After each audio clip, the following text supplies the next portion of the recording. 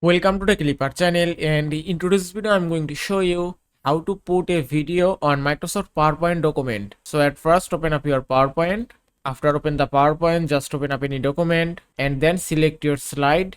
Now if you want to put a video on the second slide, just click on Insert tab, and at the corner you can find media, and under the media option you can find video option. Then just click on video, then choose any option. You can choose this device, stock videos, online videos. Suppose if I select stock videos, and here you can find some categories. If we scroll down and then choose any video, suppose if I select it and then click on Insert tab and give it a moment, and that's it. You can see the video has been inserted successfully. If you want to play your video, just click on this play button, and that's it. Now if you want to resize your video, just put the cursor here, and that way you can change your video size. After that, just select your video and then click on playback tab, and here you can see a option which is start. Just click here and then select when clicked on. Now if you want to add a thumbnail on this video, just select your video again and then click on video format tab, then click on poster frame option, then choose any image.